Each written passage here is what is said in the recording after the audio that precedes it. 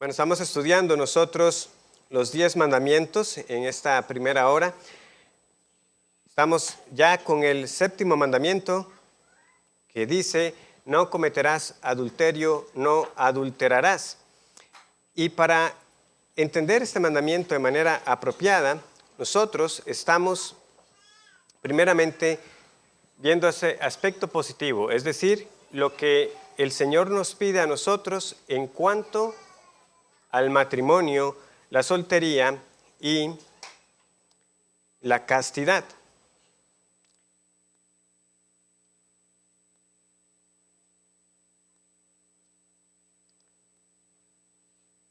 Entonces, brevemente repasando, nosotros veíamos que el matrimonio es bueno, es algo que el Señor nos pide a nosotros como parte de ese mandato cultural que tenemos establecido en el libro de Génesis. Solamente les voy a pedir un momento que el documento aquí no me está cargando bien.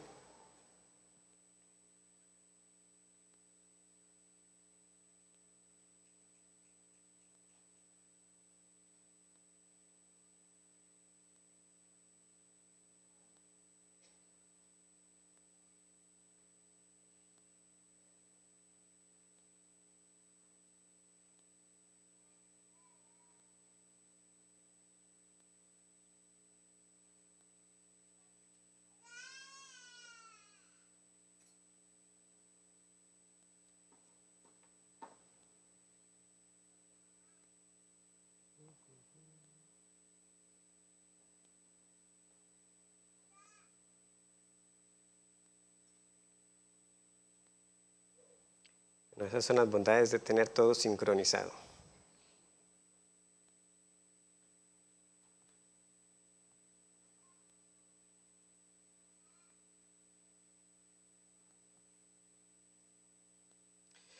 Entonces sí, el matrimonio es bueno, las relaciones sexuales son buenas.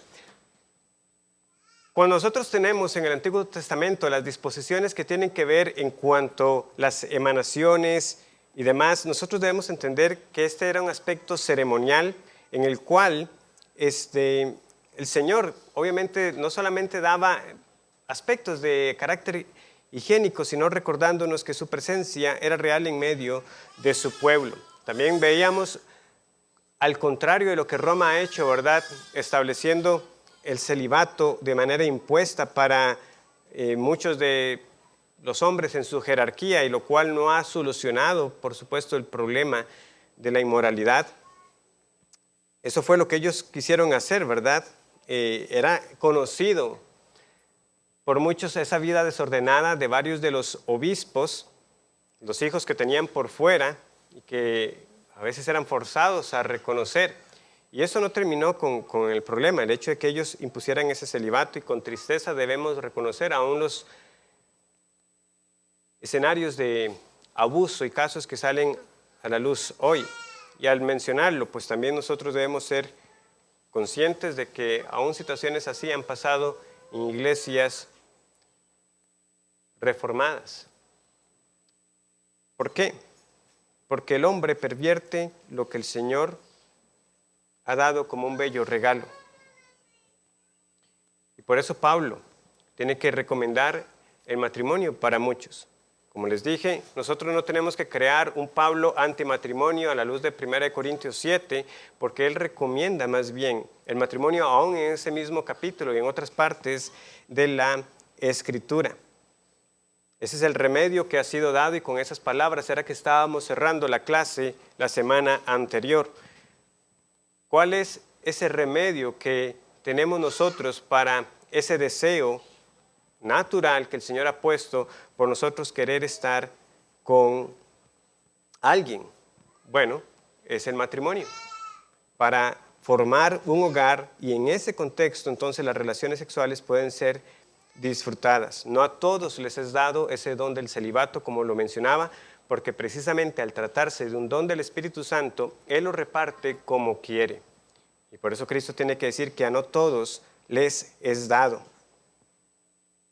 Por eso Él urge a las viudas, como vimos, que eran menores de cierta edad, que se casaran. ¿Por qué? Porque el matrimonio es algo bueno y que críen hijos y demás. Dice Pablo en 1 Timoteo 5:14. Y es tan bueno ese regalo y el estar juntos que Pablo tiene que decir también que los esposos no se separen por mucho tiempo, a no ser que la causa sea para dedicarse a la oración. Ahora, si muchos matrimonios son aquí francos, esa no es la razón por la que muchos son descuidados en esta área. Tenemos un mes de que no nos vemos porque hemos estado orando al Señor por algo. Esa no es usualmente la razón, y no lo digo, o sea, para que entendamos. Qué bueno sería que una pareja dijera, vamos a distanciarnos por un tiempo corto, como recomienda Pablo, porque precisamente queremos dedicarnos más de lleno a la oración. Pero eso no es lo que sucede, sino que muchas parejas caen en cuenta de semanas o meses de que no han tenido ese regalo de la intimidad, pero es por llenarse de muchas ocupaciones, actividades o simplemente descuido. Pero ese es el contexto en que ese regalo debe disfrutarse. Y Pablo dice, tengan cuidado de no descuidarse mutuamente. Ahora bien, unos pensamientos finales entonces para ir cerrando en cuanto al matrimonio de manera positiva. Bueno, vamos a Génesis 24 una vez más. Génesis capítulo 24.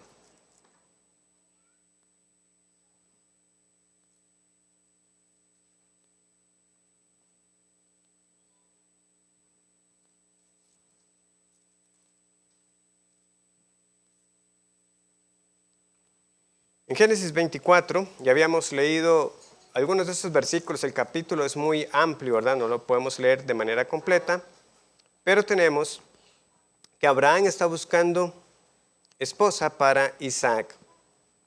Y ya vimos, ¿verdad?, en el versículo 3 que Abraham juramentaba a su siervo para que no tomara una mujer de las hijas de los cananeos. Nuevamente un principio que se extiende para nosotros hasta la fecha de por qué un creyente no se une en yugo desigual con un incrédulo, entre otros pasajes que vimos. Pero también quiero que veamos el hecho de que Abraham intencionalmente está preocupado por esa pareja para su hijo. Lo mismo es cuando nosotros vamos a la primera carta a los Corintios, capítulo 7, versículos 36 al 39, ¿qué es lo que nosotros vamos a encontrar ahí? Vamos a encontrar a Pablo enfatizando el papel del padre, ¿verdad?, procurando una relación para su hija. Versículo 36. Pero si alguno piensa que es impropio para su hija virgen que pase ya de edad y es necesario que así sea, haga lo que quiera, no peca, que se case.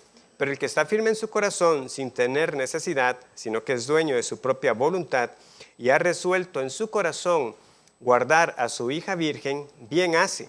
De manera que el que la da en casamiento hace bien y el que no la da en casamiento hace mejor. La mujer casada está ligada por la ley mientras su marido vive, pero si su marido muriere, libre es para casarse con quien quiera, con tal que sea en el Señor. Pero a mi juicio, más dichosa será si se quedare así, y pienso que también yo tengo el Espíritu de Dios. Entonces, claramente los padres están involucrados. También podemos recordar, en un momento voy a volver a referirme a ese caso, a Noemí como suegra, también procurando marido para Ruth. O sea, los padres deben estar involucrados en la búsqueda de pareja para sus hijos. Es más, en algunos casos, como vemos directamente, las escogían, ¿verdad?, con la esperanza de que el amor y el cariño se iba a desarrollar después. Bueno, salvo una anécdota que yo tengo de esas cosas que uno se pregunta, ¿por qué esa mujer me estaba contando eso? Una señora mayor, que me estaba diciendo que eso había sido el caso de ella, ¿verdad? De que decía, bueno, yo no me quería casar con él, esos fueron mis padres, pero yo lo quiero, me decía. Obviamente ya con hijos grandes de mi edad y todo, porque es algo que ya a nosotros nos parece muy extraño, ¿verdad? De que los papás le digan, se va a casar con tal persona. Nosotros hemos comprado mucho esa idea de esa búsqueda, ¿verdad?, cada uno por su cuenta. Pero lo que hay que ver aquí era esa confianza en que los padres estaban buscando lo mejor para su hijo, para su hija.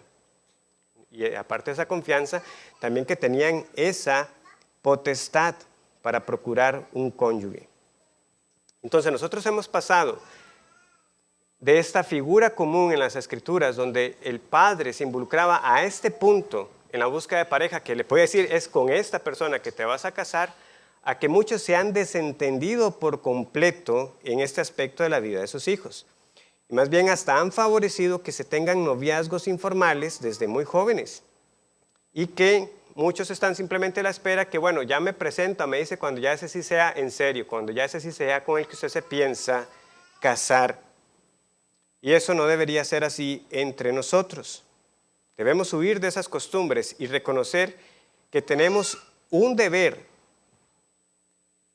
de involucrarnos en las relaciones de nuestros hijos, de fomentarlas también, de hacerles ver a ellos lo bueno que es casarse jóvenes y formar un hogar.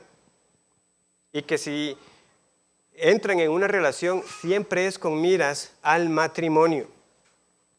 A veces se ha señalado acerca de lo que la Biblia dice del noviazgo y del cortejo, y la verdad es que lo que vamos a encontrar es muy poco, por no decir nada. ¿Por qué?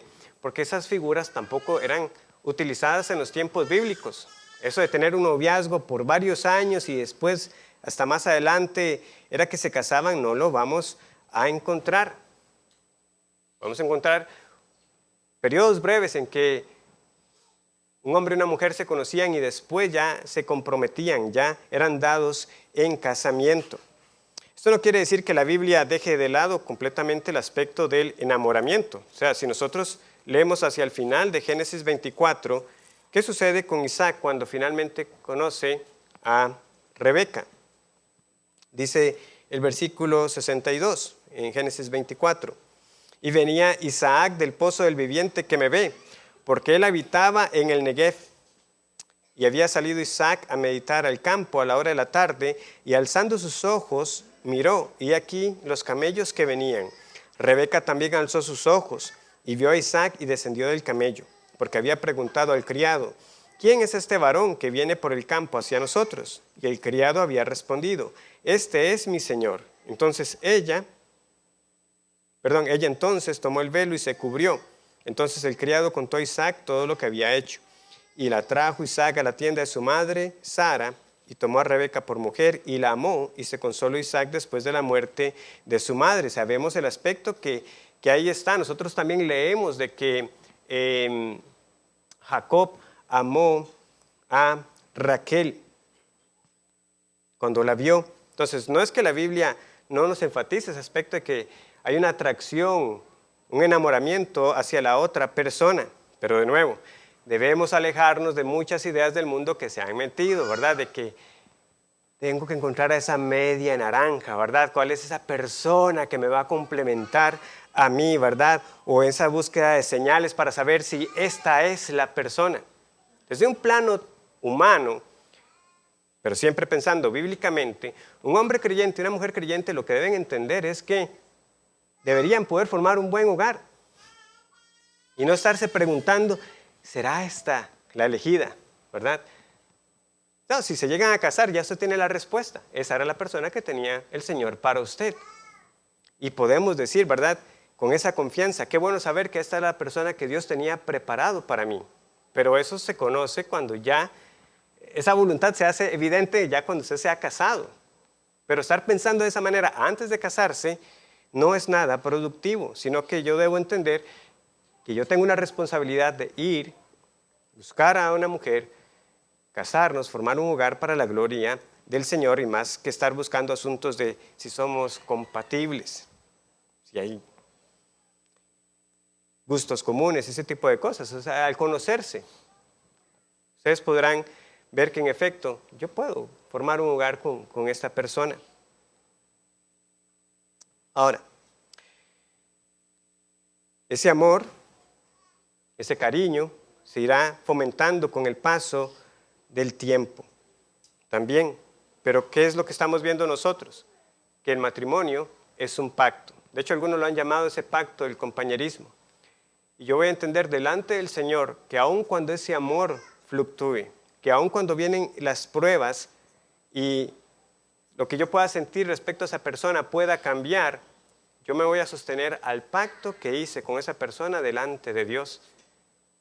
Y no, de nuevo, pensar como el mundo que, bueno, se acabó el amor, se acabó el matrimonio. No, yo hice un pacto delante del Señor y voy a trabajar intencionalmente. ¿Para qué? Para que esa relación siga creciendo y delante del Señor trabajaremos para que así sea, independientemente, como recordamos en esos votos tan comunes, en la salud, en la enfermedad, en la riqueza o en la pobreza, hasta que la muerte los separe. Entonces, sí, los padres tienen que involucrarse, pero también debemos notar en varios pasajes de la Biblia, y aquí voy a hablar particularmente a los varones, ¿verdad? Son los hombres también los que toman una iniciativa, siendo intencionales y valientes. ¿Por qué tenemos a Moisés casado con Séfora? ¿Qué es lo que leemos nosotros?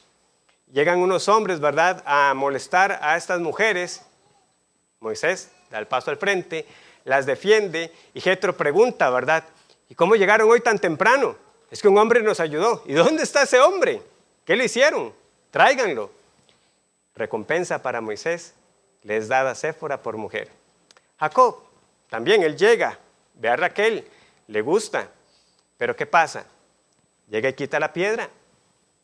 Se levanta y quita la piedra para que pueda darle de beber a los animales.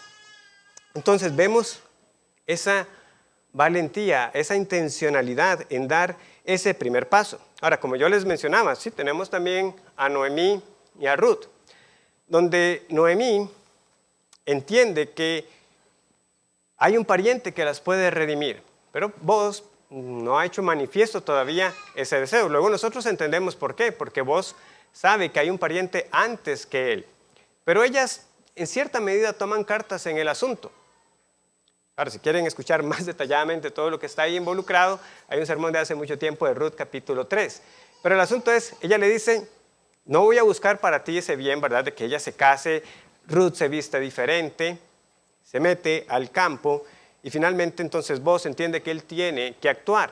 Entonces lo menciono para que veamos que es cierto que esa intencionalidad masculina no es exclusiva.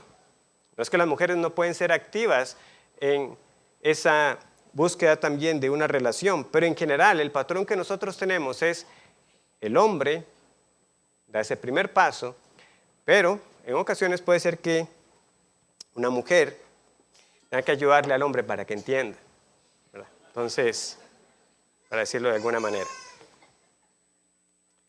Entonces sí. Entonces, siendo directos, varones, ¿qué están esperando? ¿Qué están esperando? De nuevo, nosotros vamos a extraer son los principios detrás de eso, porque alguno dirá, bueno, pastor, ¿aquí qué piedra voy a mover para darle de beber a los camellos? O esa broma que a veces dicen ya, de acerca de acomodar las sillas en la iglesia, ¿verdad? Bueno, el asunto es, usted tiene que ser valiente.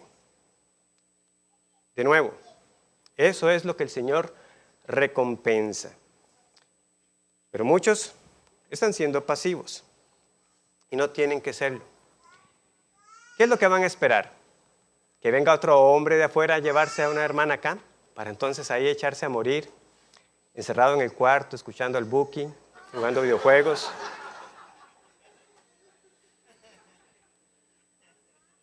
No, sean valientes, hermanos.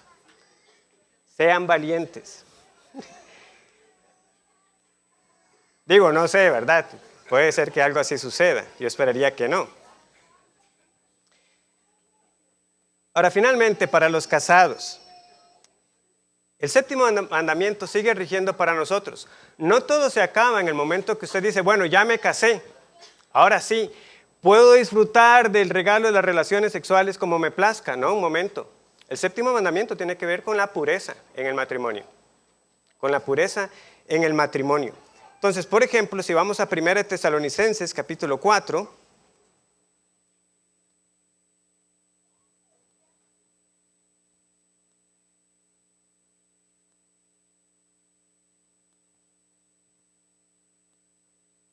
Ya, se los dice uno desde ahora, ¿verdad? Porque viene diciembre, ya uno sabe lo que va a estar sonando por ahí.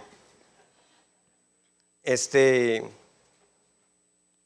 Tesalonicenses 4:3 dice lo siguiente: pues la voluntad de Dios es vuestra santificación, que os apartéis de fornicación, que cada uno de vosotros sepa tener su propia esposa en santidad y honor, no en pasión de concupiscencia como los gentiles que no conocen a Dios.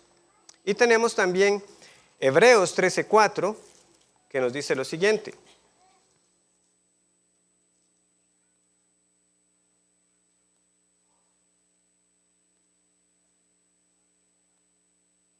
Honrosos sean todos el matrimonio y el hecho sin mancilla. Vamos a dejarlo hasta ahí de momento. Honrosos sean todos el matrimonio y cada uno sepa tener su propia esposa en santidad y honor. Ahora, alguien me preguntaba, ¿verdad?, días atrás, pastor, ¿qué entiende usted de este versículo? Porque la palabra que tenemos traducida como esposa realmente es la palabra vaso. Entonces, cada uno sepa tener su propio vaso en santidad y honor. ¿A qué vaso se refiere? Puede ser la esposa. Pedro se refiere a las mujeres, ¿verdad?, como el vaso más frágil. Entonces no sería algo extraño que aquí se refiera a tener su propio vaso, tenga su propia esposa en santidad u honor. Pero vaso puede ser también la persona misma. Como cuando Pablo también nos habla de que el Señor ha puesto estos tesoros en vasos de barro. Entonces tenemos ambos. Pudieran ser ambos. Yo particularmente creo que la traducción ahí es más que apropiada. Que cada uno sepa tener su propia esposa en santidad y honor, no como los gentiles que no conocen a Dios. ¿Por qué? Porque igual toda clase de inmoralidad se vivía en aquellos días. Y el contexto general que uno lee en 1 Tesalonicenses 4 hace ver que podemos ir desde lo general hasta lo específico o de eso específico a lo general. Es decir, que los casados sepan que a su esposa también la deben de tratar con honra, que no todo conviene en el hecho matrimonial, o de nuevo de lo general a lo específico. Toda forma de inmoralidad también es condenada en la Escritura y por supuesto cualquier acto de inmoralidad aún entre casados.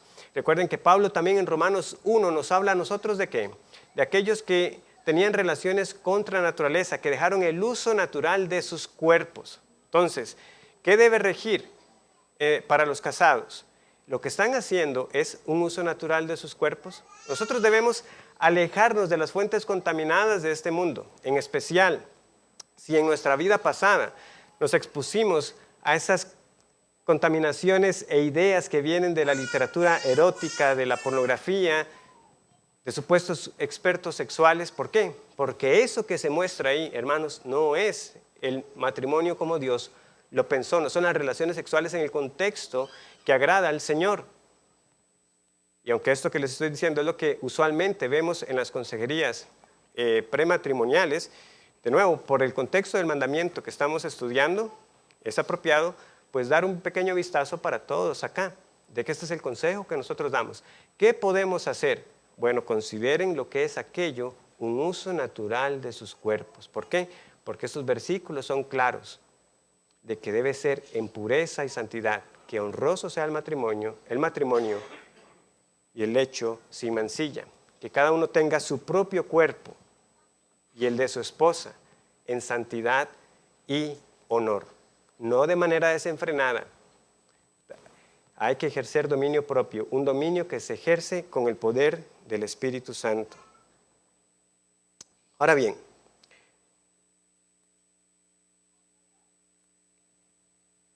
podríamos decir más, sí, pero tenemos que entrar entonces a aspectos de prohibiciones. Como les digo, esta es la exposición positiva. El séptimo mandamiento nos dice: no cometerás adulterio. Obviamente esto rige tanto para solteros como para casados. Algunos, muy pocos, que serán llamados a vivir una vida célibe. Aquellos que se casan, aún también conscientes no solamente de la infidelidad fuera del matrimonio, sino aún cómo conducen su propio matrimonio. Pero tenemos una serie de pecados que destruyen este mandamiento y que dañan el matrimonio como Dios lo creó. El libro de Proverbios, de manera particular, nos advierte cómo este pecado daña la reputación, la economía, cuán insensato es el que se involucra con la mujer ajena, pero sobre todo nos advierte del juicio de Dios contra los adúlteros. Vamos al libro de Proverbios, capítulo 5.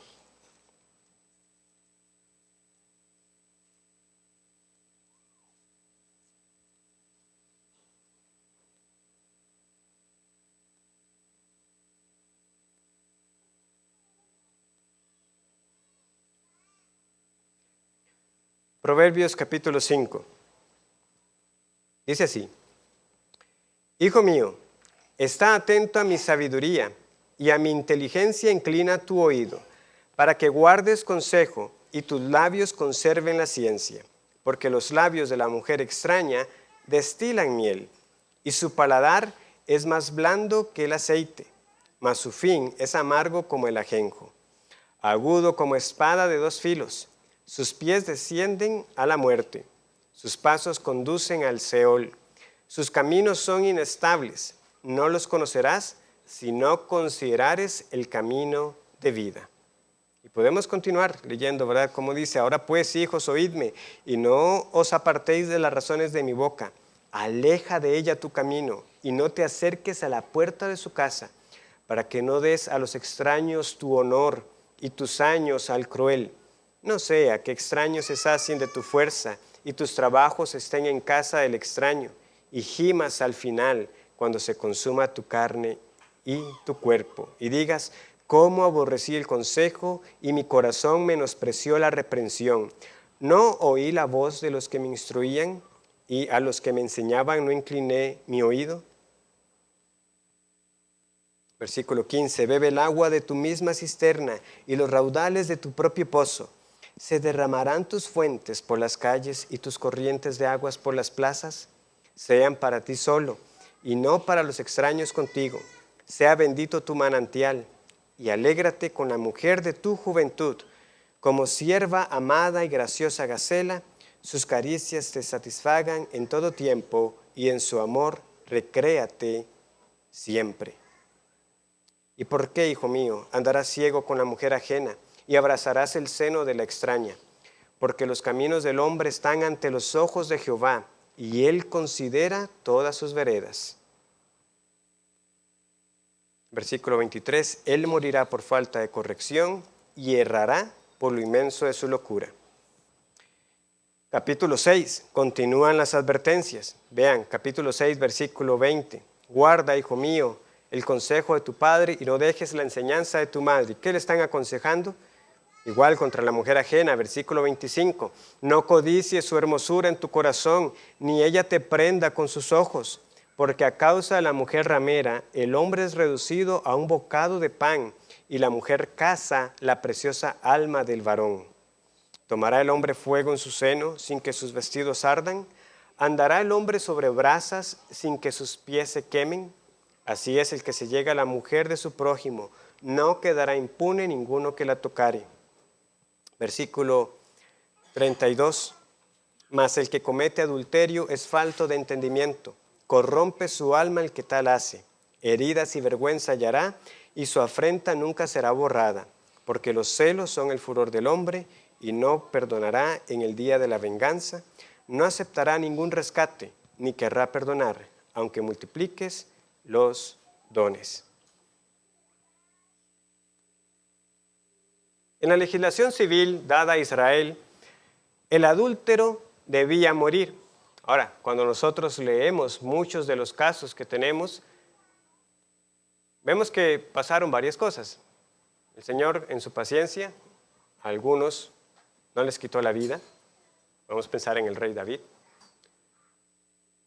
Y muchos otros, pues simplemente no sufrieron esas consecuencias porque el pueblo en general estaba tolerando esa vida pecaminosa. De nuevo, en ese lenguaje que a veces pasa del adulterio espiritual al adulterio físico, el pueblo estaba vendido a toda clase de pecados. Y claramente, como vimos el domingo anterior, quien toma a la ligera a Dios, quien toma a la ligera el matrimonio, tomará a la ligera a Dios. Aquellos que son infieles a sus cónyuges serán infieles al Señor, y por lo tanto vemos a este pueblo vendido a toda clase de pecado. Pero Proverbios nos recuerda a nosotros que si aún alguien escapaba de ese juicio que debía corresponder en aquella legislación civil que fue dada a Israel, todo adúltero debe recordar el juicio de Dios. Proverbios 22:14. Fosa profunda es la boca de la mujer extraña, aquel contra el cual Jehová estuviera airado, caerá en ella. Juicio del Señor. Y esto es enfatizado en el Nuevo Testamento cuando vamos a la primera carta a los Corintios, capítulo 6, versículos 9 y 10, palabras conocidas. ¿No sabéis que los injustos no heredarán el reino de Dios? No erréis, ni los fornicarios, ni los idólatras, ni los adúlteros, ni los afeminados, ni los que se echan con varones, ni los ladrones, ni los avaros, ni los borrachos, ni los maldicientes, ni los estafadores heredarán el reino de Dios. ¿Y qué leíamos recientemente en Hebreos 13:4? Honrosos sean todos el matrimonio y el lecho sin mancilla. ¿Y qué más? Pero a los fornicarios y a los adúlteros los juzgará Dios. Hay un juicio. Y eso es lo que cada uno aquí tiene que reconocer. Usted podrá quizás jactarse de que pueda estar teniendo una relación a escondidas de los ojos de los hombres, pero no a los ojos de Dios. Usted no escapará al juicio si no se arrepiente de andar en estos caminos. Ahora, hay varias figuras que tenemos que ver que corrompen el matrimonio, no solamente el adulterio como tal. Tenemos, por ejemplo, la poligamia. Ahora, ¿por qué hablar de la poligamia en un contexto como el nuestro? Bueno, ciertamente aquí es prohibido legalmente, como lo es en la mayoría de países occidentales. Pero el tema es necesario tratarlo porque siempre a veces surge la pregunta, pero ¿qué de todos esos patriarcas que sí estuvieron en relaciones de poligamia, ¿verdad? La poligamia, que se refiere a esto de tener más de un cónyuge, y específicamente se conoce como un hombre, ¿verdad?, con varias mujeres, como poliginia, o de una mujer con varios hombres, como poliandra, que aunque es menos común, pero se da en algunas culturas. Como les digo, aunque está prohibido civilmente, todavía se da, pero sobre todo es el hecho de que algunos a veces encuentran tropiezo o dificultad con, bueno, si el matrimonio es entre un hombre y una mujer, ¿por qué tenemos a todos estos hombres creyentes con relaciones así? Pensamos en Abraham, en Jacob, obviamente el caso, ¿verdad?, más abundante de todos, Salomón, ¿verdad?, con sus 1000 mujeres. ¿Qué pasa con esto? Bueno, de nuevo tenemos que ver que esto es consecuencia del pecado. ¿Dónde encontramos nosotros el primer caso de poligamia? Lo tenemos en Génesis capítulo 4. ¿De cuál línea? De la línea del maligno, de Caín. Tenemos a este hombre llamado Lamec, ¿verdad? Un hombre orgulloso, prepotente, que se jactaba de que si él algo le ocurría tenía que ser vengado 70 veces, una venganza desproporcionada. Pero también se nos dice que él tomó para sí 2 mujeres, Génesis 4:19. Y Lamec tomó para sí 2 mujeres, el nombre de una fue Ada y el nombre de la otra fue Sila. Entonces vemos de nuevo cuán pronto el hombre pervirtió la institución del matrimonio. Bueno, tan pronto como con los hijos de la línea de Caín. Pero como les he dicho, no fue solamente él. O sea, tenemos aún hombres de fe, hombres que son parte de esa nube de testigos que también entraron en relaciones de poligamia. Pero nosotros no debemos complicarnos mucho, porque cuando llegamos al Nuevo Testamento es bien claro cuál es la voluntad del Señor al respecto. Porque se dice muy específicamente de que todo aquel que anhele el obispado, y también se dice para los diáconos, que debe ser ¿qué? Marido de una sola mujer. Y como hemos enfatizado en otras ocasiones, esto que se pide para los oficiales tiene que ser algo en lo cual sean ejemplares, pero no significa que haya excepción para los demás. O sea, si esto se pide para los oficiales es porque se espera de todo creyente, que sean hombres de una sola mujer. Esa es la voluntad del Señor. Entonces,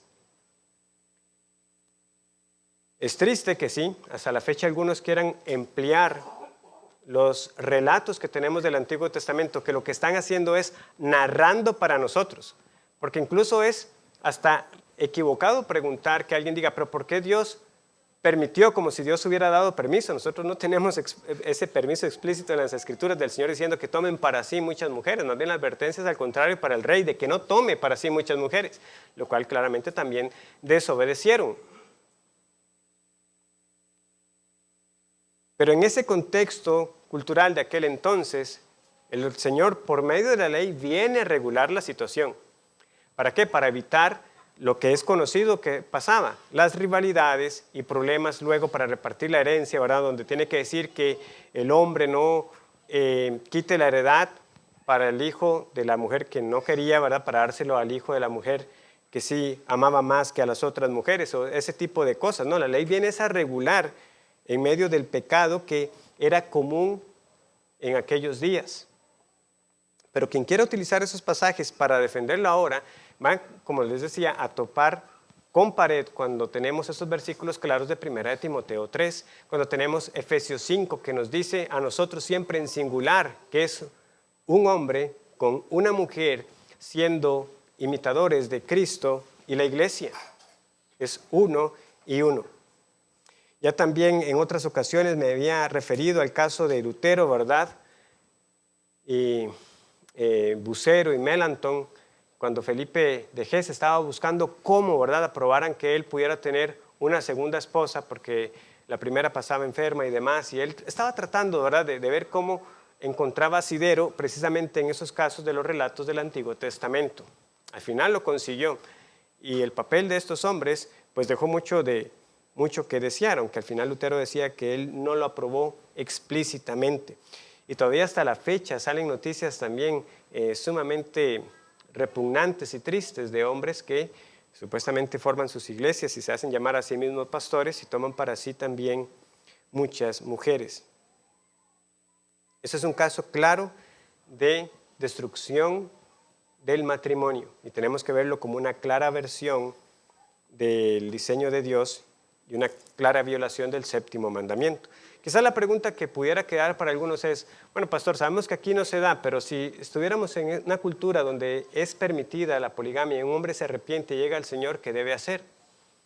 De nuevo, no es algo sencillo, pero lo que debe hacer es procurar ajustarse a lo que el Señor pide y despedir a esas mujeres y quedarse solo con una, sin tener que descuidar su responsabilidad financiera y de crianza con los hijos que haya tenido.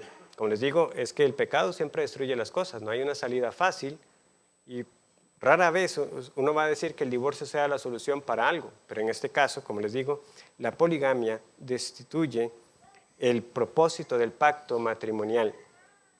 Muy bien, el otro caso que tenemos, que vamos apenas a introducir hoy, es el de la prostitución. La prostitución. Antes de la ley ya era claro, ¿verdad?, que la prostitución era vista como algo pecaminoso.